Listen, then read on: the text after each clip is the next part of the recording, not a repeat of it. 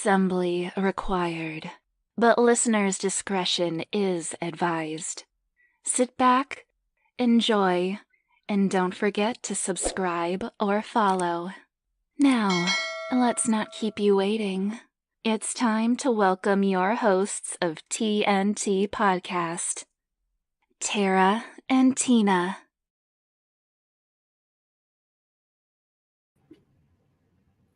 Welcome back. Hey, sorry about that. Welcome back, everybody, to another episode of TNT Podcast with your host, the beautiful Tina, and myself, Tara. You can follow us on Instagram at TNT Podcast Show or subscribe to our YouTube channel. We are also available on all the listening platforms as well. And for anybody that is watching us now or watches us in the future, we do appreciate you. So thank you for all your support. And we just wanted to give a quick shout out to our friend Gary Rudy of dragcoach.com. If you are new to the drag racing sport or you want to improve on your skills, Gary is excellent. He knows his stuff. He offers many packages and he'll travel. Gary's great. So reach out to Gary Rudy at dragcoach.com. So tonight, Tina and I have really been looking forward to sitting down with our next guest. He has a gift of being an announcer. I mean, I think he does. But he doesn't just stop there. He's also a writer, a promoter. He's a drag racer and just an all-around car enthusiast. Maybe you've heard a few of his funny quotes, but let's introduce our next guest to the show, Mr. Derek Putnam. How are you, sir? Hi, great to join both of you tonight. Thanks for the invite. Thanks for joining us. Yeah. Just a quick, background about how we sort of know you. We just got to know you, I think, back in March when Tina was running at one of the NMCA events down in Florida. And you were announcing, and we just thought you were fantastic. And so I've tuned in since then, and I know you're coming off a wild weekend down in Michigan. But maybe, and just give us a little bit of background about how you got into announcing for us, because really we don't know a whole lot about you. Just know you do a wicked job at being an announcer. So yeah, how did you get there? Well, let's not overview the fact that Tina was running really impressive in Orlando. So that's where I first got a chance to see the Durango, and I was like, this thing looks all, nonchalant, but nothing really standing out. I mean, it's a little bit loud, but it even has mom car on the back of it and the license plate, and then goes out and rips off mid to low 9-second passes, and it's embarrassing cars that should be running away from it. And so I had to know more, and I think I even wrote something on it not too long after that. So I guess we can all say we had a mutual interest in each other as far as finding out more. Absolutely. I was more entertained that race than I've ever been in my life. That's all we talked about. Tara was in Canada watching, and we were going back and forth, and I was like, I have to meet him. We have to talk to him. My friend Lori was there, and she's like, Tina, go to the tower. You have to meet Derek. So we tried. You should have. I mean, would they not let you get the Henny class always brings so many great cars out too. I mean, there's a lot of fast stuff. There's, people make the dedication to come from so many different states to participate, and that's part of what I love doing as an announcer. And we'll lead right into the whole announcing thing. Is, that's my job. Is to, it is to inform, but it's also, in my opinion, to entertain. You're up there to really relay what somebody who is not standing on the property or who is in the, sometimes people that are even in the grandstands, if you could say something or you can relay something or you can tell somebody something about that driver or that car or their story, that might be the difference between somebody, oh, okay, I just went to this event, it was kind of fun and maybe I'll go again, to, no, man, I had a great time and I heard about this person who had never raced before and they won, and that's going to encourage me to go out and participate. that's what needs to happen in our sport. That's what's going to get the next generation involved in our sport. Absolutely. And you did a terrific job of that. And we need more. Yeah. I mean, I want to learn more, you know, how you got into all this or whatever, but I almost want to show the clip that hooked us on you. Okay. This comment, I think that somebody Yeah. Okay, that's Scott we were knows. I've done. said that a couple of times. Yeah. Scott knows where I'm going with this, because Yes. honestly, this we've watched this so many times, but buddy, like this is the clip that hooked us. So I just want to quickly show it. Right.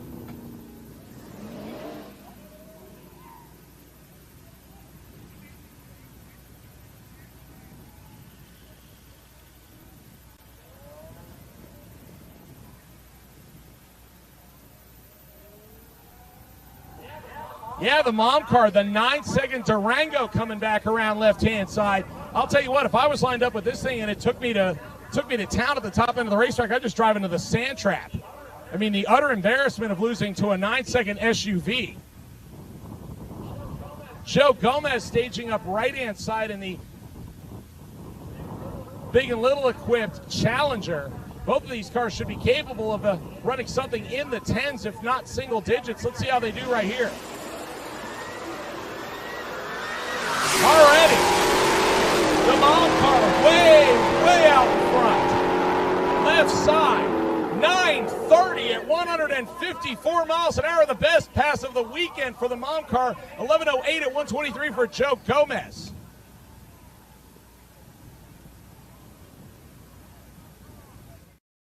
I can't even remember that I said it that time. You did. It's awesome. I've got a few amazing. funny ones. It was Yeah. hilarious, and it was the best weekend that I had. Yes. It was fantastic, and I'm all the way up here in Canada, and I'm just rolling, thinking this guy is like awesome, like, you know. Well, yeah, so that was great. I will tell you that sentence comes from being a racer. If you put time and money and effort and, you know, blood, sweat, and tears and what have you into your car, and then you get utterly embarrassed by something that shouldn't beat you, it's like it shouldn't be shameful, but some people are like, oh God, you know. And so that's why I say drive it into the sand trap, you know, because it's something that I've done bracket racing, like where if you do something stupid and you lose a race, you should win on paper, then it's like, okay, well, I'll drive it into the sand trap, because then that way it makes it seem like something went wrong and then you blame the driver or what have you. So I guess that's where it comes from. Yes. Yeah, it was awesome. Yeah, it hooked us right there. Yeah. But I mean, again, that you could hear my enthusiasm of it. It's a 930, 154 mile an hour SUV. I mean, that's something that should get people interested in drag racing, because it doesn't matter what you run or what event you're at. If you go out there with your car or your truck or your SUV or your motorcycle or whatever it is, you should be having fun. That's why we did this in the first place. It wasn't because I wanted to be the fastest person out there. I mean, you can work your way towards that. But why not go out there just to have fun? That's what drag racing was built around, was we're going to have some friendly competition between friends. We're going to go out there and make a good pass. We're going to have a good time and not worry about the law catching us, because we're not doing it on the road. Right. That was the whole premise. Right. Yeah. So, I mean, what do you do for a living?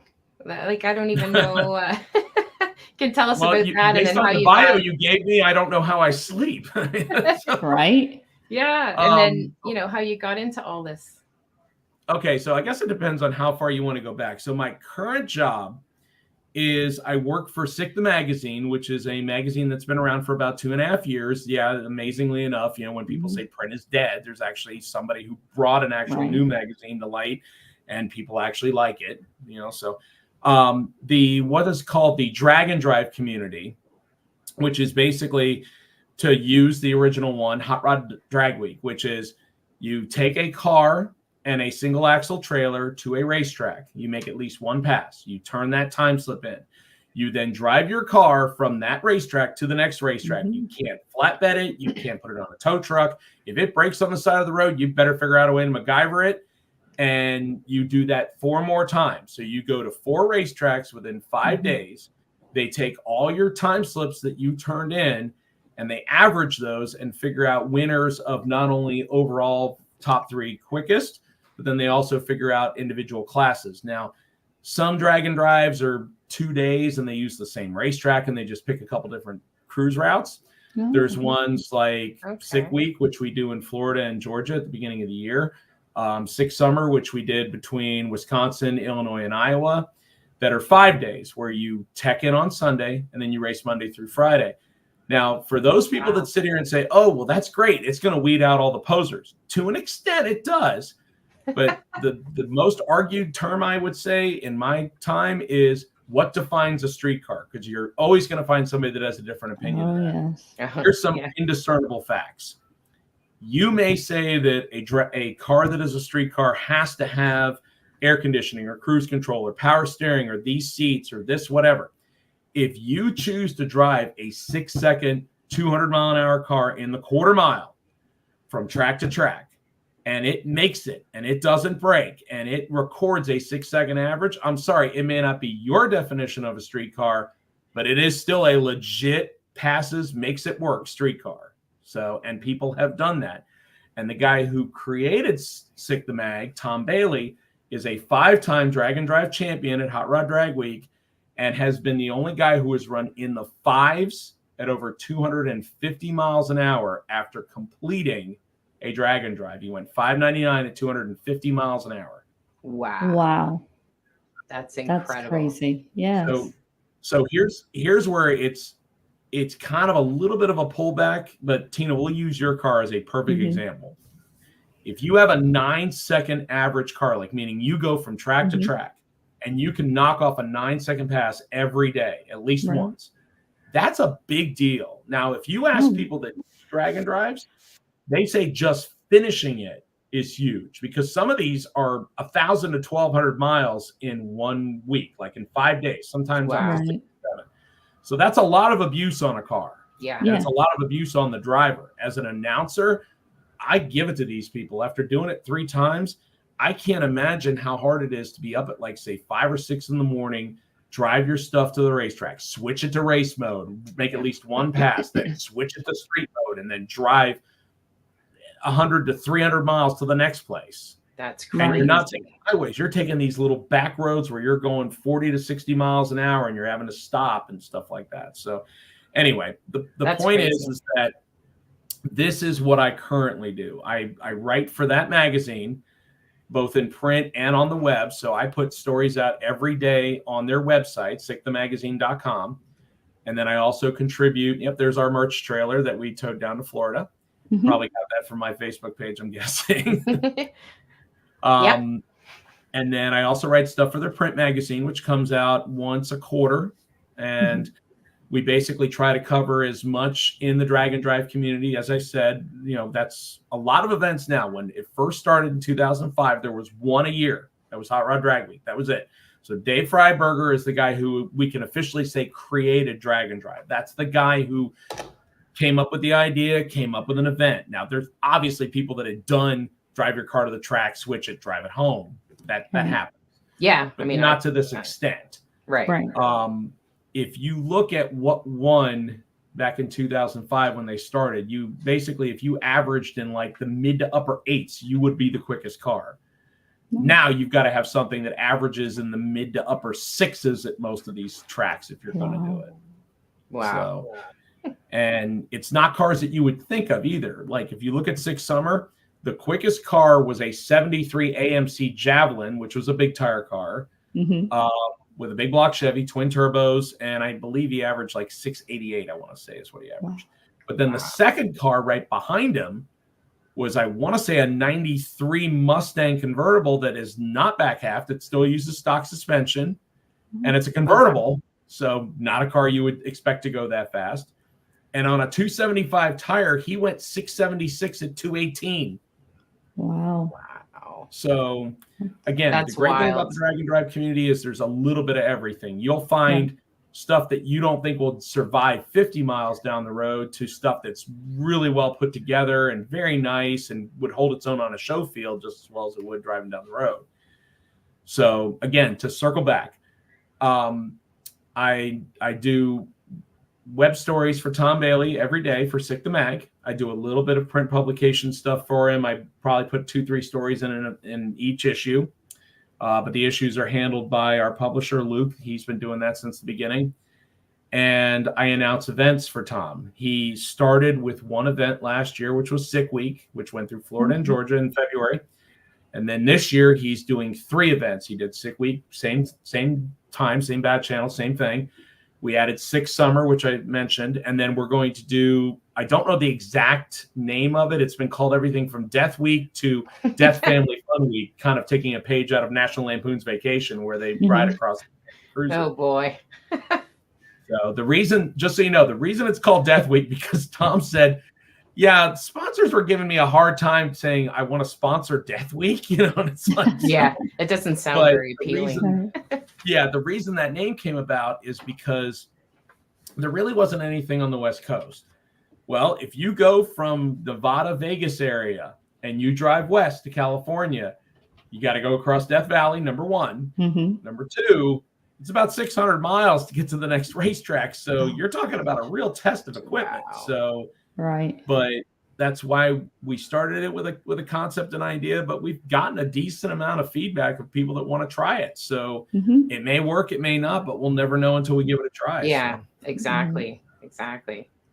That's great. So did you ever think you'd be announcing events like for the NMCA or anywhere else? No, absolutely not. I think that, in all honesty, going just so you know a little bit of my background, I started going to the racetrack when I was 6. My dad has bracket raced since 1985. He's had the same car, and he used to sell cars for a living. So I think now looking back at it, the drag strip was kind of what we did as our time as father and son. And that carried with me. It was the kind of thing that I continued to do it because I really liked it. I may not have been popular in school because of it, because not everybody enjoys that kind of thing. But a lot of my friends that I have now are either into cars, into racing, or both. And it's really gotten to where my jobs that I've held for the last 25 years, including my current one, as well as my hobby, there's a very, very fuzzy line between work and play. And I'll be very honest with you. I consider myself very lucky to have the opportunity. Announcing was never something I thought I would do, but now that I get a chance to do it, I consider myself very blessed and very lucky to do it. Yeah. Now, I don't know anything about how this works. Okay. Can you take us through the booth or the tower, wherever you sit? And I've got a picture here. There's, equipment there, a bunch of, computer monitors and stuff like that. So what's going on? Because obviously you've got to get some kind of information, to announce who's coming up. To make myself sound better than I am, but there is and there isn't. Not really. So how does it all work? Okay, so I'll break it down this way. So the way that I got into announcing, as far as from not just a fill-in, so to speak. So I've been racing since I ever held a driver's license. So there's times where I would go to the racetrack and I'd lose early, and I'd go to the tower and I'd watch what was going on. And like, say, you got a guy or a girl who's there for, 8 hours, 10 hours, whatever. They're worn, they've spent a whole day doing it. Hey, you want to go outside and take half an hour to relax? I'll call this session. That's basically what I started doing. And it's funny with like Facebook memories. I had one that popped up earlier this year from 2013, and it says, if I would ever consider leaving my current job, name 3 things I would consider doing. And one of them was announcing. And I'm going, yeah, I probably didn't even have a clue in 2013 that I'd be doing this. But the thing is, there is some information that you're going to get out of looking at monitors. Some people fill out tech cards better than others. But the example that I would compare it to is what I do most of the time at Gainesville, which is test and tunes. If you do test and tunes, you're not getting people's names. You're not getting their cars. You're not getting anything. So you kind of have to go the next step. You either have to know what you're talking about, or if you don't, you have to at least make it sound exciting, because there's spectators there. There's people that watch what's going on. There's probably a grudge race happening between friends. So you have to make it sound exciting, or you maybe don't have to, but you should, because that's what's going to get people to go to the racetrack. in my case, I would say that as much as we've talked about social media sometimes being a little bit of a hindrance to our society these days, there are times where it's great for me because with as many people as I try to pay attention to, I can talk about this kind of stuff when I go to a race, like, hey, I saw that they were up thrashing last night until 2:00 in the morning because they posted it on social media. Mm-hmm. Right. Well, there's a place I can get information from. So in the first photo that you put up, that was me and Cliff Parvin. Cliff does all the announcing for Streetcar Takeover. So he's used to a lot of the cars that you would see. And we were announcing FL2K there at Gainesville Raceway last year. So there's some of the cars that he's seen before. So he knows who they are. He's talked to them. He knows what they've run. So that information is just buried in our heads. Right. For me, that's only the second time I've done FL2K. So there's some people from Florida that I know because I've seen them at other events like an NMCA or something similar. But we kind of rely on each other to balance that out. When I do an NMCA and MRA event, that's the kind of thing where I'm going to study a little bit before I go to it. And I think that if you talk to most announcers that do this for a living, and I still kind of almost don't consider the fact that I do it for a living, but I guess I should.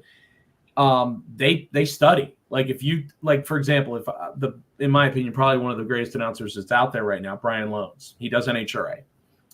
He will tell you that he studies film. He goes back and watches races from years past. He watches drivers from years past because there's a lot of that stuff that has to kind of come off the cuff. I mean, you're going to have some information that's fed to you, but then you've got to ad-lib the rest. And if you make it sound like you know what you're talking about, then that gets the audience interested. If you fake it so much that you're going to get caught up in not knowing what you're talking about, eventually they're going to figure that out. So, right.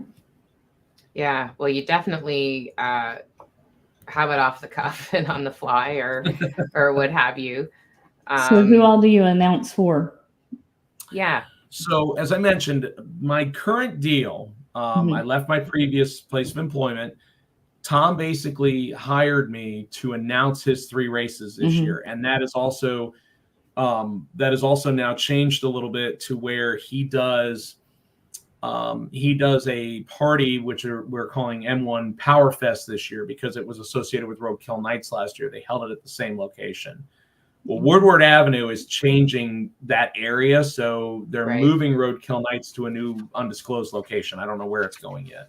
But Tom has asked me to come out and help with that too. So I do that for him. And I've also started doing a little bit of commercial work for him. So that was basically what kind of pushed the whole idea of me going to work for him. Was it's similar to NMCA and MRA in my opinion. It's also similar to NHRA. It's similar to what I mentioned with Cliff Parvin doing Streetcar Takeover. I feel like a lot of these series are now realizing the value of having somebody that is consistent at the same positions every time. And I'm not just talking about me. The event that I put on, I try to bring back the same race director, the same people at the front of the staging lanes, the same tech inspectors, because I feel like there is a relationship building process, number one, for not only me and the people that I work with, but also the competitors. 2, there is a sense of what drag racing is all about, friendship and family. And I feel like that makes it where you spending the money to go to an event because you know what kind of feeling and what kind of experience you get from that is what drives you to say, I'm going to pick this event over that event. And that's, something that we have to do these days. Because as I mentioned, drag and drive stuff, they started with 1. This year, there are 31 drag and drive events this year. And I believe there are at least 2 in Canada, Tara. The Miles of Mayhem is going on right now. That's what you mentioned. I'll definitely have to look into that because I hadn't heard of that.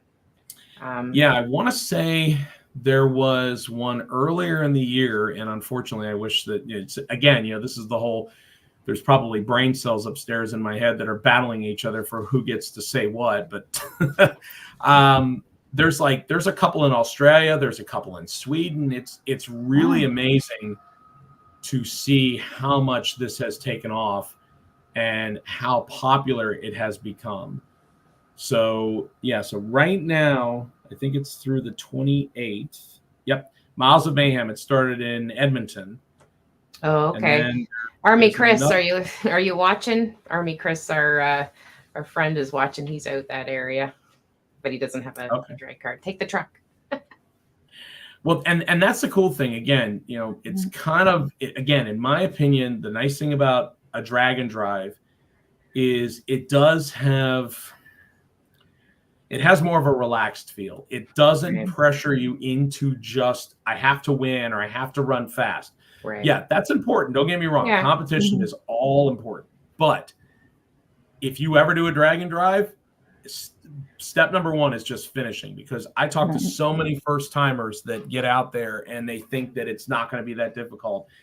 And a car that you drive 30 miles to the racetrack, now when you try to drive at 200, all of a sudden the cooling system isn't up to it, or the charging system isn't up to it. A couple of very good friends of mine from Stark decided to, and it's also expensive when you look at the hotels and how much gas you're going to burn driving and all that kind of stuff. It adds up. So that's why a lot of people won't do it more than, say, once or twice a year.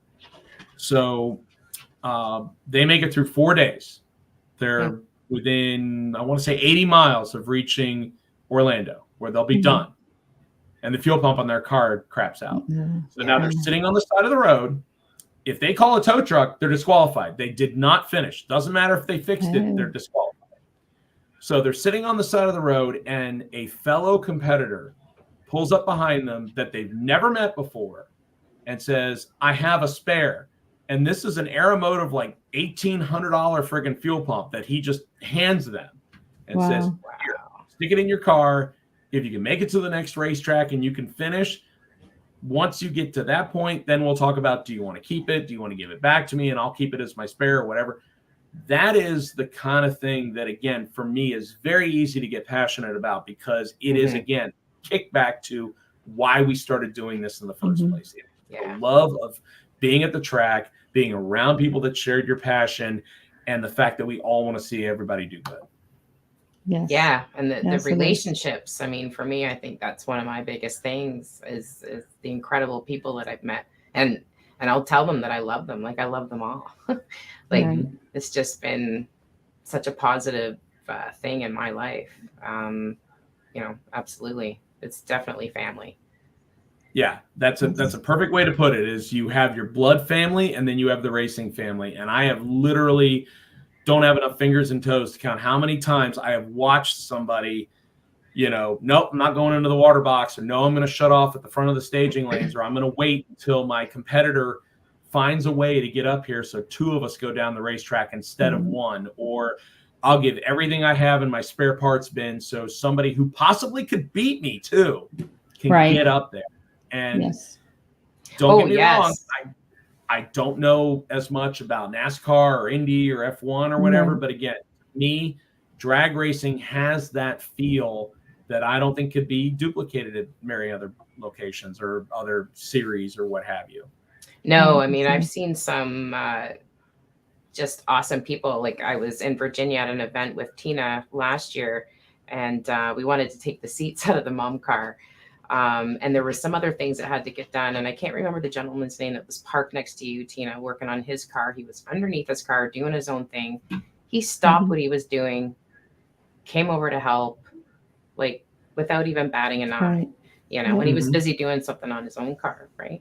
Absolutely. But that's just the kind of people that, and there's no, nobody cares what you are, who you are, or anything. It's one of the only places I've ever seen that, just run your car. Right. Nobody cares who you are. It's fantastic. I wish everybody could experience it, but. No, I agree. And, ironically, we could get into the whole subject of, racetracks in the United States and how that's changing, because I just wrote 2 stories about that and about to write a third about the fact that, how long is our sport really going to be around? Right. Yeah. It is a bit scary to think about the future. I mean, even here in Canada, we have very minimal tracks, right? So we want to hang on to what we have, and it is something that's definitely happening. It is. We have to get more support for the tracks out there. Yeah. Well, again, I don't want to make it sound all doom and gloom, so I'll throw a few things out there. I don't have the exact number in front of me. as I mentioned, Brian Loans, but I'll throw another name out there. He is a drag racing International Hall of Fame inductee now. His name is Brett Kepner. He's been doing it forever, and he actually had a hand, if I'm not mistaken, in the NHRA's factory supercar class that we've talked about before, 7-second modern hot rods from GM, Ford, and Mopar. Well, every time a racetrack closes or something happens and everybody thinks the sky is falling, which, don't get me wrong, I mean, I don't want to see any of them close. Right. But, you know, he has made a point of, guys, they're still north of like 400-ish in the United States. So let's not panic yet, okay? Now, the flip side of that, at least based on recent, I want to say recent, the last 6 weeks, there have been 4 tracks, I believe, that are closing or have closed. So my home track that I grew up at, Palm Beach International Raceway, which was better known as Barossa Motorsports Park for several years, that technically closed in April of last year. But because it was the only track on the east coast of Florida, and the next closest tracks were within over 2 hours away, it got a lot of pushback from people. It was in a really good area. It was near a jet engine testing site, so it didn't have a curfew. Right. So perfect. It had a all concrete quarter mile. It had a close to 2 mile long road course, had really nice lighting and all that. But the land was so valuable that the investor company that owns it was more interested in about peddling it for warehouse space than they were for keeping it a drag strip. And as a race promoter, I can understand that, because people think that the money that you spend, if you don't get exactly what you deserve, quote unquote, out of racing, like people have a hard time saying, I spent $150 to go to a race and I'm getting paid $800. Well, where did the rest of the money go? Trust me, if you looked at a balance sheet and you looked at how much employees cost, how much electricity cost, how much the EMTs cost, how much all this stuff cost, you'd all of a sudden say, okay, it's not a cash grab. It's really closer than what you think to, breaking even. Thousands an event versus tens of thousands or hundreds of thousands. So, but that track closed officially. It got its, I'm trying to think of the right wording to use. It got its change of venue approved to where it can become warehouse facilities back in May. So that track closes. We lost Houston Raceway Park earlier this year, even though that track, again, was purchased by a warehouse company. The family that owned it from the beginning, I believe, said nobody wanted to take it over. It was worth more as a warehouse facility, so they sold it. Now, they were given, I want to say, at least 1 year of extension on it, possibly 2, but they were closed at the beginning of April this year. Yeah. Then the 3 most recent ones were Adco Raceway, which closed down a day after having like a very big 27th or 28th annual or 29th annual event, to where it was a shock, but it's obviously happening because they're selling the aluminum grandstands out of it. Yeah, Tina, like the Modern Street Hemi shootout series that we follow and Tina runs in, a lot of them were pretty upset because some of them started there and had some amazing memories. And it was quite a shock. Track's been around, I want to say 63 years. So it's got a lot of history. So that place shut. There isn't a clear, because I wrote a story about this, I couldn't get a clear vision of where it's going. Warehouses have been talked about. Who knows what else? It seems to be the common theme. Well, again, like I said, I mean, if you look at, and I'll get there in a second on my last one. So that track closes last week. And then I want to say the end of last week, Redline Raceway in Texas closes. I hadn't heard anything about that beyond the fact that it just closed, and apparently their timing system got stolen right before they closed. Oh, wow. But the track that I can speak of is Emerald Coast Raceway, which was Holt, and that's up in the panhandle of Florida, and that's an 8th-mile track. It's not a big facility, but it did have a decent following, because now that track being closed, you've got to go to another state to try to race somewhere, or you're going to drive 3+ hours to get to the next closest track in Florida. So that track was for sale as a racing facility for over a year and a half, and no one bought it. I don't know if it's confirmed, saw that it was for sale for less than $1.5 million. But nobody bought it. Then it was purchased by a auto auction company on the 14th of July for what was reported as $4.7 million. So that's hard to turn down 3 times the amount of money to basically. Yeah, what are you gonna do if you're in that position? Versus it being a drag strip. Right. Yeah. Right. So yeah, I mean, it makes sense. At the end of the day, it comes down to business. It's a business. Yeah. Yep. I mean, I feel dollars bad and cents.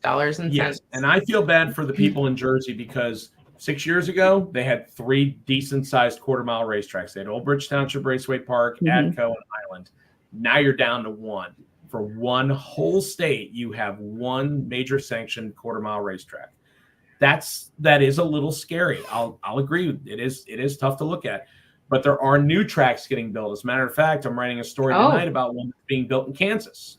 Oh, really? Okay. Yes. Yeah, that's good news. Some are being built. So I believe it's called the Flying H, and it's being done with a lot of things that people have learned over the years as far as drainage and safety and so forth. Yeah, it's called the Flying H drag strip. Drag Illustrated wrote about it not too long ago. Total Venue Concepts creator Kurt Johnson is on site. He's the guy who helps grind race tracks, get tracks in better shape, that have been sitting or need to be updated. So, again, they've got the right people on board. So it's good to know that there are people that are still investing in doing it. Although, let's be honest, again, when you look at how much property is, unless you build it in the middle of nowhere and pray that people are going to drive 2+ hours to get there, that's the risk you take. I don't think he's referring to Dan Van Horn, our friend that does the Modern Street Hemi. He and Al, his partner, purchased Rockingham and redid a lot of it. It's great. They're turning it into a great facility. Not that it wasn't before, but it's even better now. Yeah. Rockingham, North Carolina. Yeah.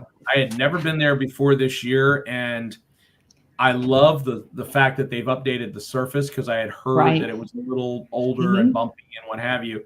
But I love the tower. I love the fact that it still has old school 80s and 90s Winston flavor stuff in it, which to me, again, drag strips having modern amenities is great. Don't get me wrong. I'm not saying that needs to be taken away. However, I feel like just like the racing and so forth, the family feel, the relaxing feel, the atmosphere, there needs to be something there that gives people that feeling. The first race I ever announced that was a national event was the NMRA Finals at Bowling Green, which is Beach Bend Raceway. Yes. Have either one of you ever been there? I have. I love Bowling Green. Okay. Yeah. So that's the first. Yeah. So I'm sure if I tell you what I'm going to tell you, you'll probably be able to understand. Get in that place, and what do you see as soon as you pull in the gate? It's got a big old school wooden roller coaster across the side. Coaster. You're like going, am I in the right place? So, exactly. That's so cool. You think you're lost. And then, by the way, when you have your kids with you, they're like, hey, can we go around the roller coaster next? No, we don't have time for that. Not only when the roller coaster doesn't run, but they have a huge kids amusement park section that they usually keep open. Right. Yeah. So there's that. And then the other thing, in my opinion, is in the day and age of huge modern aluminum grandstands that cost millions of dollars to put up. Beach Bend has old school baseball stadium style seats with folding backs and everything on them, and the entire grandstands are covered. So you can watch racing the entire day without having to worry about the sun beating on you. Yeah. That's awesome. That's great. So those are the kind of things where like I said before, I've been fortunate enough to go to some different tracks that I otherwise would probably have never visited. Right. Because at the time I started racing in Florida, I want to say at that time had probably 9 to 10 racetracks. Oh, wow. So I didn't really need to go outside the state, but because of working with the NMCA, NMRA, and now working with SICK Magazine, I've gotten to go to places in Pennsylvania, Michigan, Iowa, all these little tracks that I had never heard of. we went to a place called Great Lakes Dragaway during I've heard of that. Summer. It is amazing because it has a tower that you can probably fit 4 people in, and that's it. But it packed the grandstands on a Wednesday. Like, I mean, absolutely packed where there was no room left.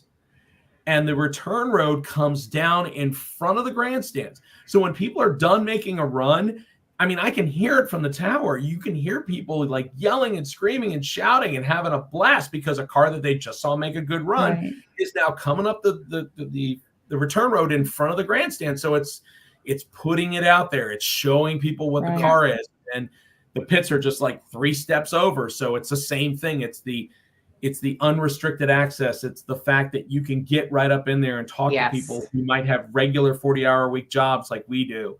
Right. And I think that that's what makes drag and drive and racing as a whole on the level that we do it on, especially the Dodge Mopar Hemi Shootout. Right. Those are the kind of things that make it identifiable for people. They're enthusiasts. They want to do the same thing as everybody else. And whether you win or lose, you go out and have a good time, and it gives you memories and experiences that you can tell going forward. Yes. Yes, 100%. Now you're coming off a crazy weekend out of Michigan, the NMCA. Was it the Power Festival?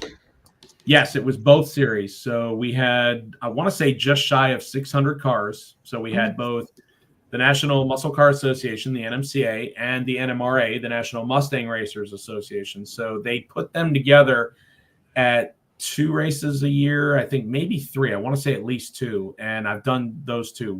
The first one was at Rockingham, and then this one that was at Michigan.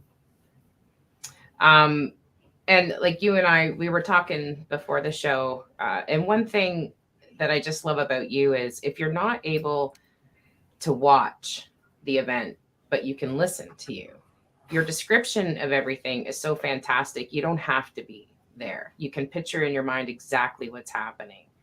And I just think it's awesome. Talk about wheel stands too last weekend.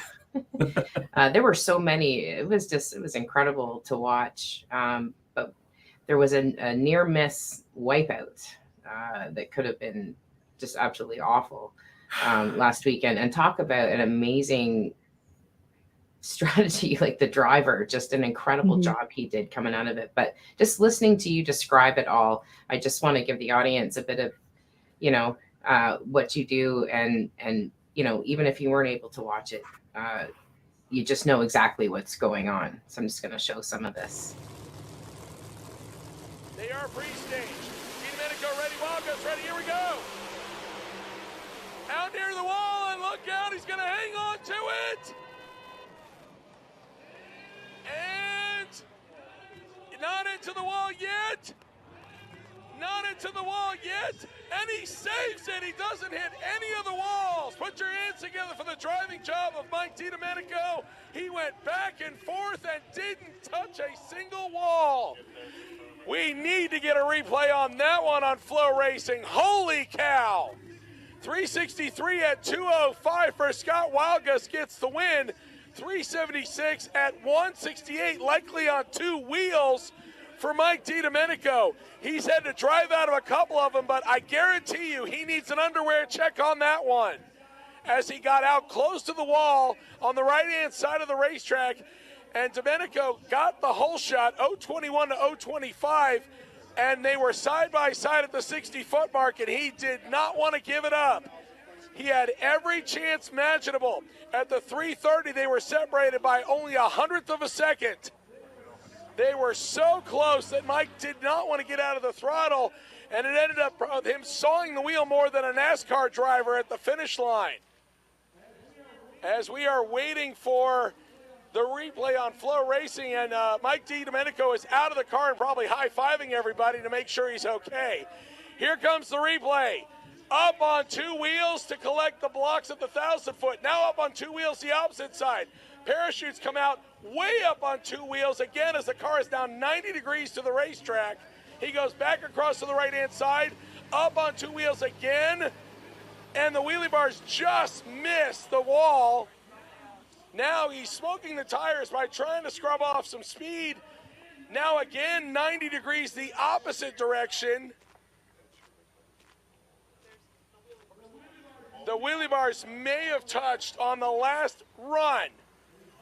And he's back over on the right-hand side and now has it corrected. As we look at it again from another angle, the right-hand side, wheels up, starts to go into the right-hand side of the groove, and now the car bouncing way over to the side, and just before they hit the mile-an-hour cone, up on two wheels. And now up on two wheels the opposite direction as he collects the 1,000-foot cones. Now you see him sawing at the wheel. What he's trying to do is keep the car upright, but as you can see, it gets way up on the left-hand side as the parachutes come out to try to get the car centered. Gets back over. Yeah. Wasn't that crazy? In the words of, I forget what professional driver said it originally back in the 80s or 90s, that basically would have been them saying, yeah, I did a really bad job of crashing. Wow. Like, that was just incredible. Michael England, the guy who ended up winning at the Hemi Quick 8 shootout, who also, if I'm not mistaken, either made it to the semis or the finals at Rockingham, the only Charger that was in the top 8. Yeah, he's a great guy. Yep. He's done a good job. You know, that run was literally the end of just a great weekend of a lot of really good action. And you could hear my voice was really starting to kind of tap out there as far as, you know, just because if I was sitting in the grandstands, I would be absolutely losing my mind. And my biggest problem is that it's happening so fast. I have to try to figure out a way to relay that to everybody. And the last thing you want to do is get on a track that doesn't really, like you said, doesn't describe what's going on. And the problem is that all I can sit there and think is he's about to crash, but you don't want to say that. And it's like, and he might save it. Now he's going back to the other side. And he still might save it. So, but amazingly enough, the crew confirmed that he did not touch a single wall with the wheelie bars even. Wow. As far behind the car as they touch or they go back. Right. Last two times, the time that he was in the right lane but facing left so you could see the driver's door. And then the last time he turned, which when he went back over to the left-hand side of the racetrack, which was the bad camera angle, I couldn't tell. But they said he didn't touch. So he came out of it completely okay. Now, I don't know if when the car got up on the left side, if it got into the bodywork or if he might have flat spotted the tires or something. Right.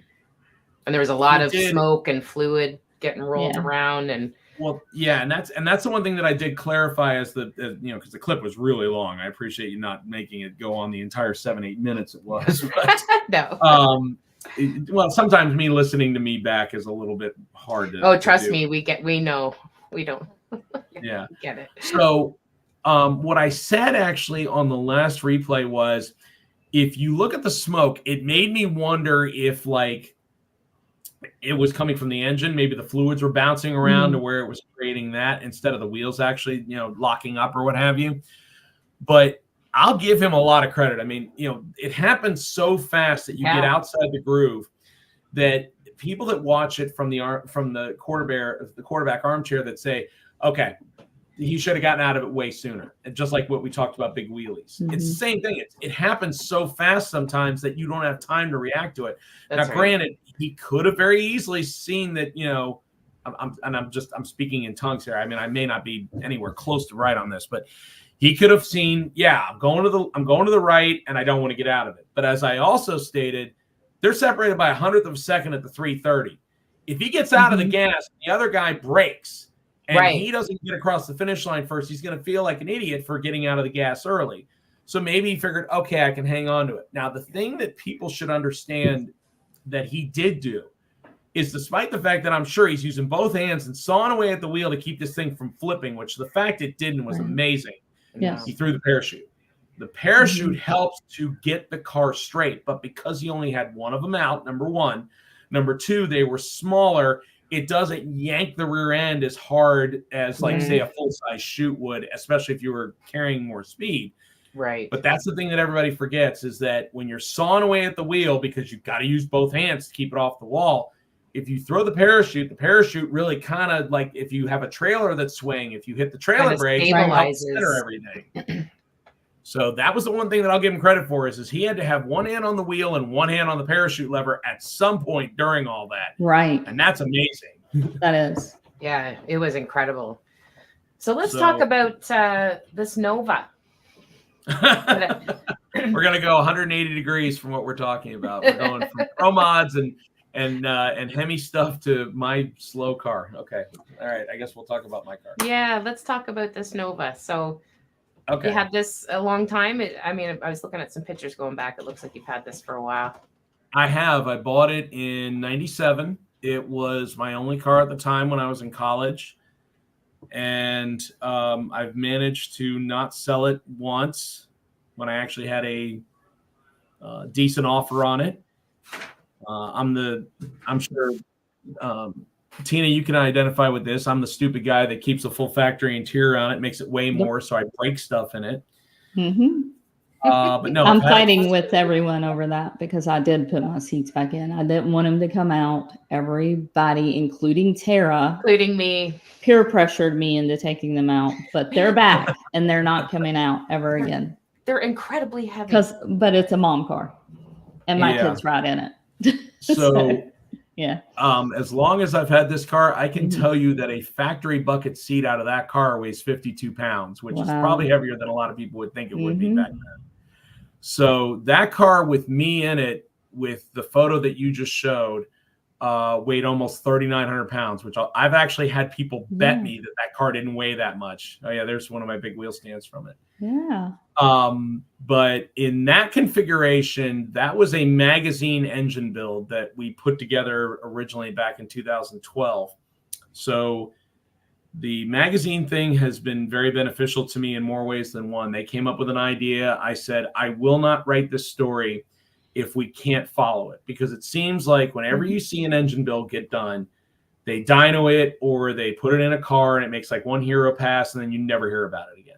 Right. Yeah. Me as a racer and an enthusiast, I have a hard time with that. I want to be able to talk about what actually happens when you beat on something that makes that amount of power and tell people, hey, 8s and 9s and all that seems fun, but it's more maintenance and it's more money and what have you. And sometimes they don't get that impression. So luckily they let me do it that way. They let me write about what the upkeep was on it, what broke, what stayed together, and what we had to upgrade on it. Okay. So I know you mentioned too that you didn't want to send anything to me because it was slow. Yes. Well, when you go from launches like that and running between 870s and 890s at 153, 155 miles an hour to a small block that I've had built for the better part of, I have to think about this, 15 years, that runs bottom 11s, which no offense, bottom 11s nowadays is not slow, but there's a lot of factory cars that can beat that without anything done to them. So when you slow down 2 seconds, it feels like, okay, am I there yet? Did I come turn the radio a little bit? Come on, am I there yet? So, I've always said that wheelies and stick shift cars are a lot more fun because even if you lose the race, you're still having a fun time going down the racetrack. And you put on a show. Yes, everybody likes the wheelies in the stands. Yeah.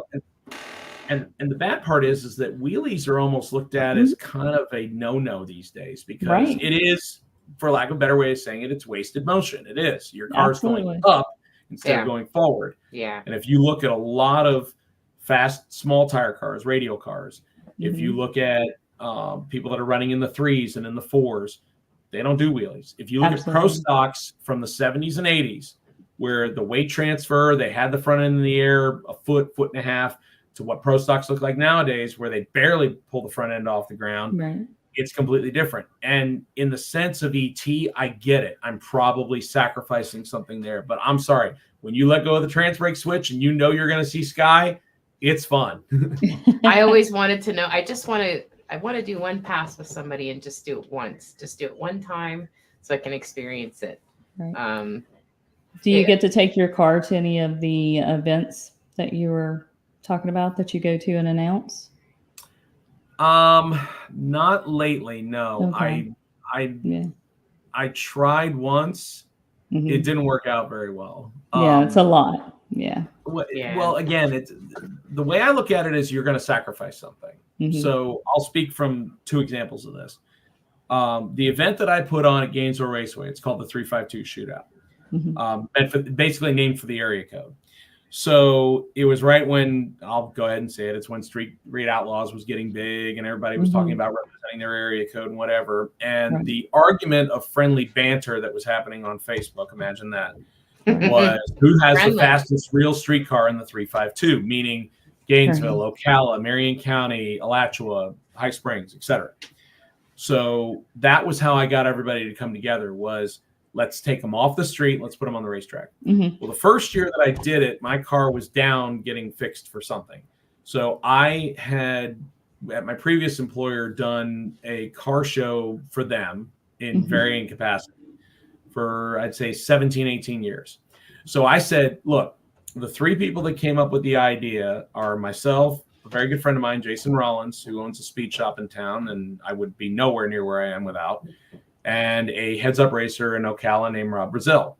So when they come up with it, they both have cars that are working and everything. So I said, guys, you race, I'll take care of putting it together, getting the sponsors, taking the cars, so forth.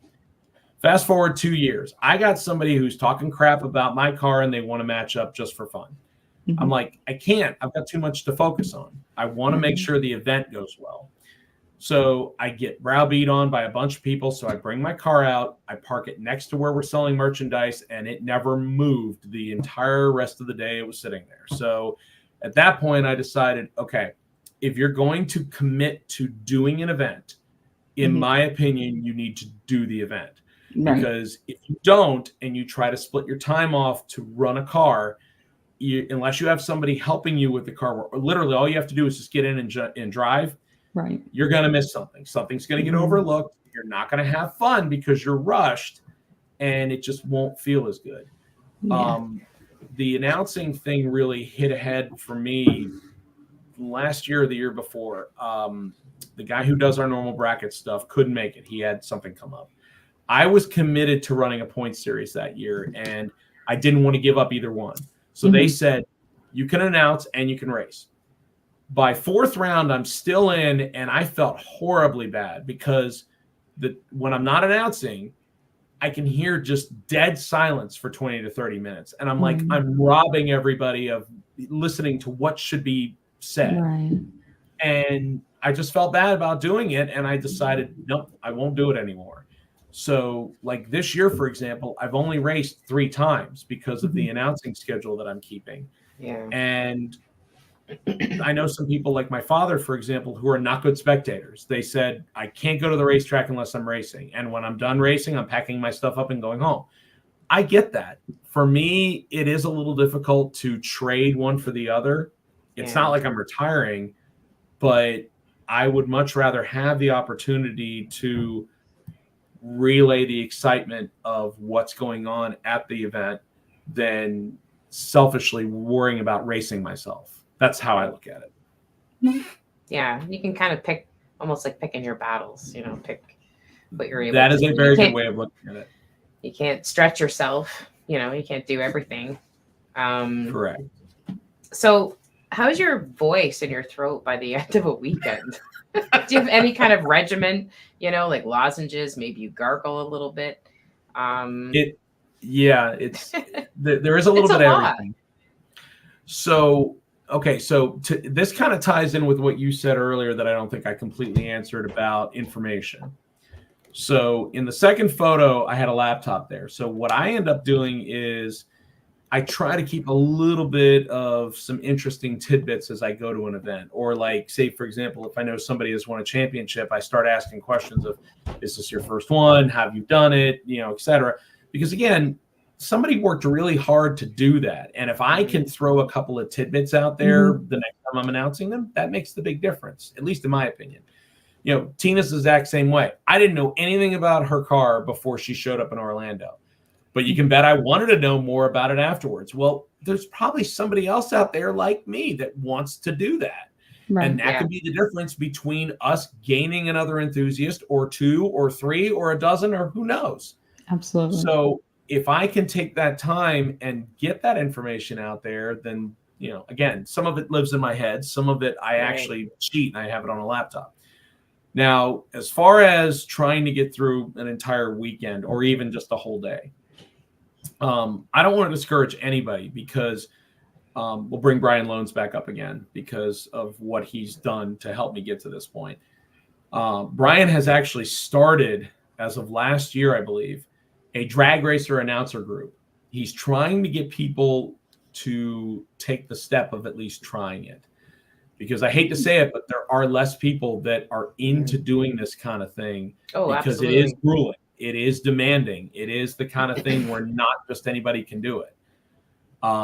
If you, for lack of a better way to say it, when I worked at National Parts Depot, they wanted to hire people that had car experience because you can hire a salesman all day long.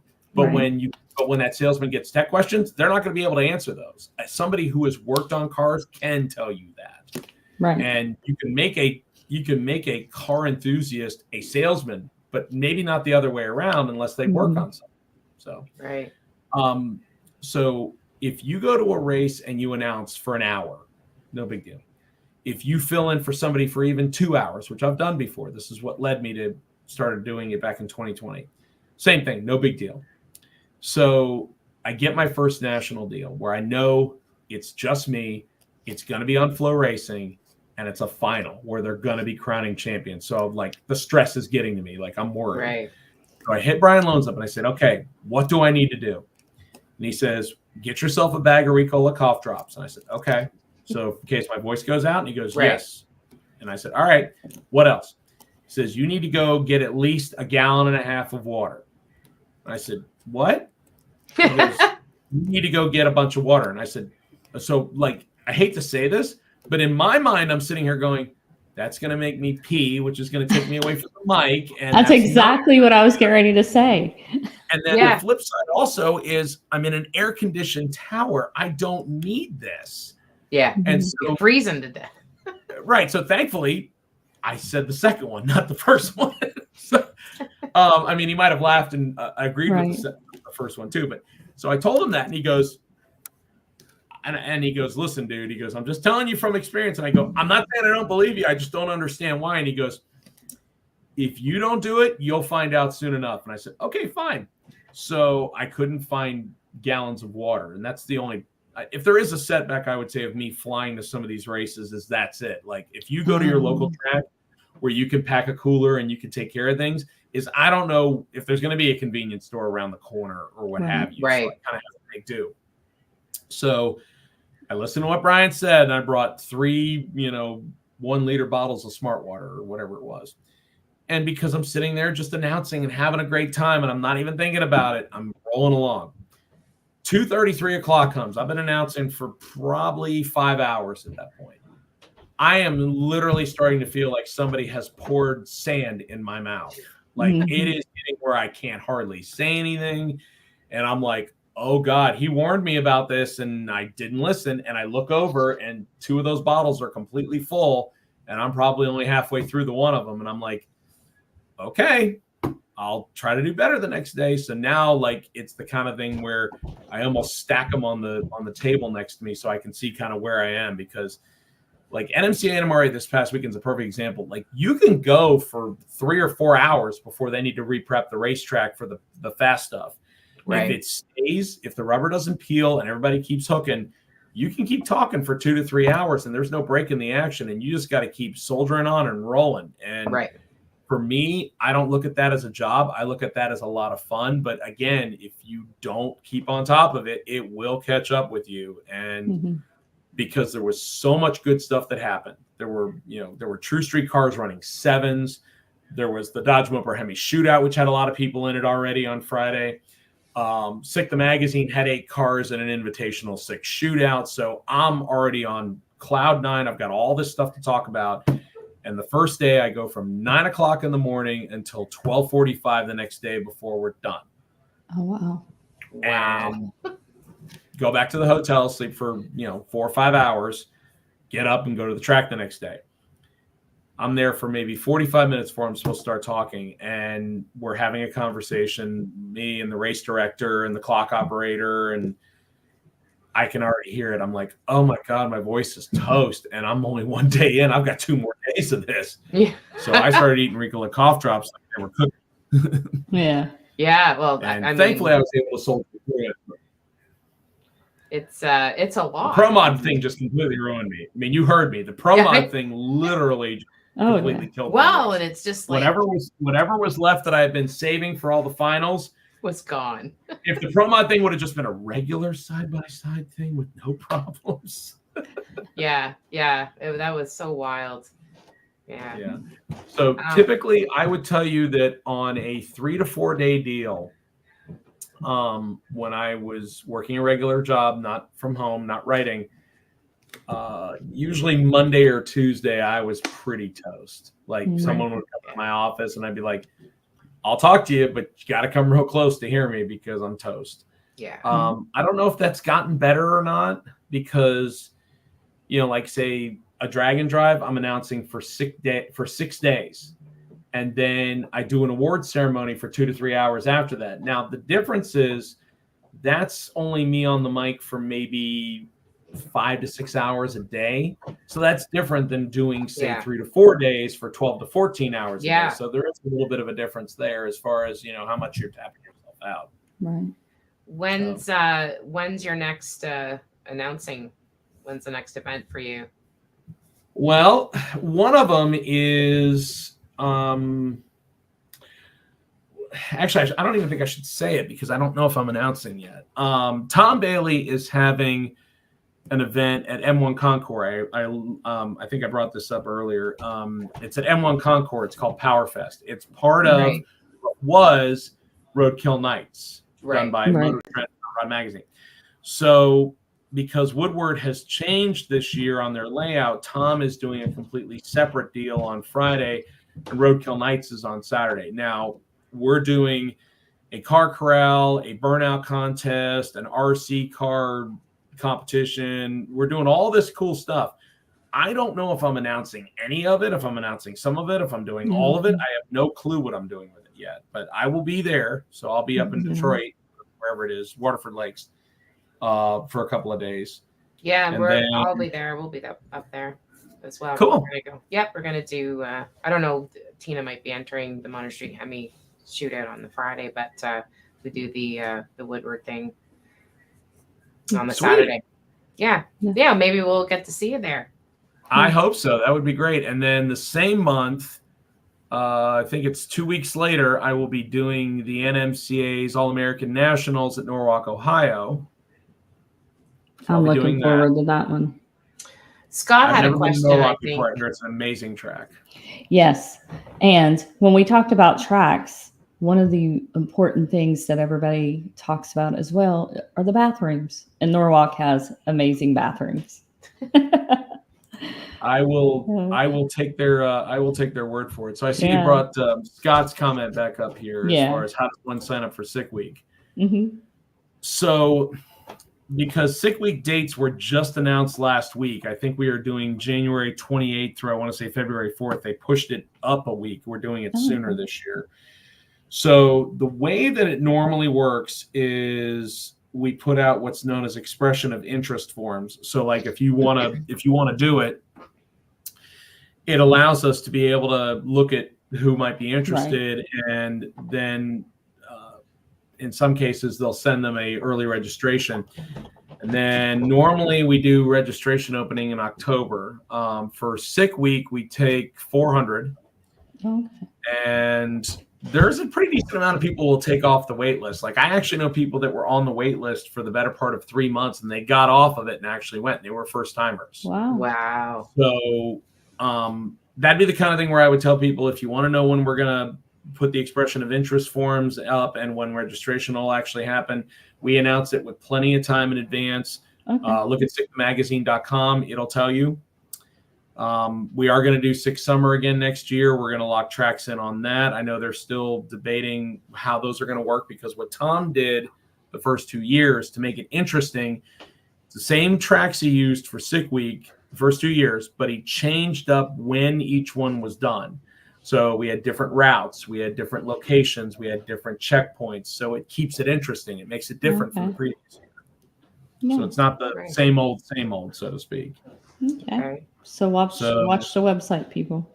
Correct. That's probably the best way to do it. Either that or our social media. We also post it there. Right. Do you want to give any shout outs to anybody in particular? Well, sure. If I was going to think about shout outs, I would probably say shout out to my wife and son, Cindy and Austin, for allowing me to do this, because it takes a very understanding spouse or significant other, and especially a child, to understand that I'm on the road as much as I am. Obviously, thanks to my dad for getting me involved in a hobby where I will never have a savings account the rest of my life. Yeah, right. So thanks for him for that. Obviously, thanks to Tom Bailey for giving me the opportunity to do this, and that also should extend to James Lawrence and Scott Sparrow and Steve Wolcott and Raleigh Miller, who are all involved with the NMCA and MRA, because I've worked for them since 2005. And again, none of this would happen without just bumping into the right enthusiasts at the right time. Again, for those of you that have asked, I've had people that have asked me, how do I get involved in this? Just being yourself is probably the best way to do it. If you go to these events and you talk to people and you learn what you can and just get involved, no matter how big or how small it is, true enthusiasts always rise to the top. They get recognized, and we will see that. And that's the kind of thing that, again, as we faced resistance against us for cars and what have you, and racing and all the other stuff, having people like that in our corner, you will get opportunities. You will get chances to do things. And true enthusiastic people do show through every time. Can't fake that. That's something that has to actually happen. Correct. Very well said, sir. Yes. Very well said. So, Tina, where are we going to see you next? I was hoping Norwalk, but I don't think that I'll be together for Norwalk. And my next would be Holly Mo Party. I'd really like to go to Holly Mo Party. Are you going to be there? September, correct? Yes, September. Mm-hmm. Okay. Yeah. Yeah, I'd like to make it to that. That's one of the things I've never done before. I've never gone either. I heard it's ridiculously good. Yeah, it was fun. It was fun, and it's at Bowling Green, so that's great. I'll try to come down for that. Tara, we need to get you to, at least if it's not too far away from you, we need to get you to go and check out a Dragon Drive. Like I said, at least there's 2 of them up in Canada now.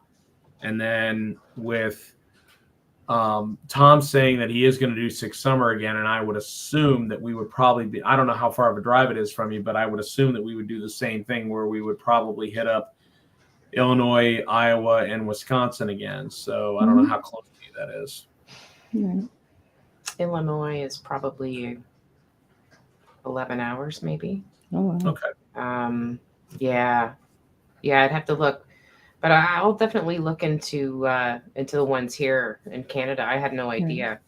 Yeah, definitely look into that for sure. The great thing is that, again, there's lots of different ones out there. It's very good to know that there's that much demand for people getting into it. I mean, you see, probably the best thing I can explain to you is we had a guy who was, I want to say he was 18 years old. He had a 6-cylinder Camaro, and he competed on Six Summer, and he finished, I think he ran like 20 seconds something almost every time he made a pass. But he had the biggest smile on his face at the end of the week just because he had finished the event. And he told me, he goes, I had friends tell me I couldn't do it. And he goes, and I saved my money and I made it happen somehow. And there are people that'll do that. They'll sleep in their cars on the side of the road just to be part of it. And they mean just as much to the future of our hobby as the people that spend, tens of thousands of dollars to have 7 and 8 second cars. Yeah. Absolutely. Yeah, for sure. That's great. Well, Derek, you're golden. I just think you're fantastic. I think you are so awesome at what you do. You have a gift for announcing. I love it when you're announcing. I watch more when you are.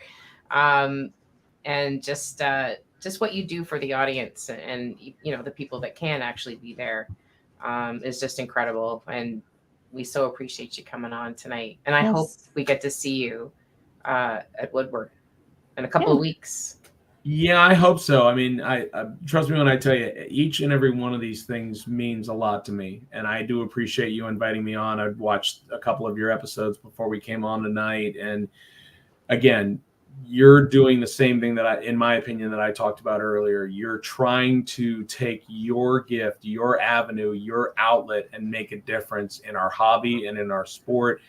And if no one else has told you that, I appreciate that, because that is what is going to drive the next generation to be interested. The fact that we can discuss topics that somebody might not know how to get into, or, get a new enthusiast to a racetrack. So, I will be at Tom Bailey's location from Tuesday through Friday. And then I'm going to try to stick around for Roadkill Nights, I think, hopefully. I haven't gotten tickets yet because this is all kind of coming together in the last couple days. So. It's coming up fast too. So yeah, it is. April 11th for Tom Bailey's deal, April 12th for Roadkill Nights at Woodward, and the fact that you still have street racing is pretty cool. So it is cool. Right. Yeah. So, awesome. Thank you so much again for inviting me on. It has truly been a pleasure to talk to both of you. Like I said already, I don't want to line up anywhere near the mom car until I have something faster. You're just going to head right to the sand traps. Right? I am. I will drive right in there and be like, nope. We're going to cherish that forever, I tell you. Thank you. Fantastic. Thank you so much, Derek. And hopefully we'll have you on again in the future. Yeah. Look forward to it again. Thank you so much for the opportunity. I appreciate it. I hope you guys have a great night. And I hope to see you in a couple of weeks at Woodward. Ooh, yes. Thank you. Take care, sir. Yep. Bye. Bye-bye. Good night. Good night. Well, I guess I'm trying to, sorry. Some technical difficulties. Yeah. At this point, I think, we're finished for the night, but just want to let our audience know that I think we're going to take a bit of a break for August. Lots going on. For us, but we will definitely keep everybody informed when we'll be back again. And thanks for joining us, everybody. Have a good night. Good night. Good night.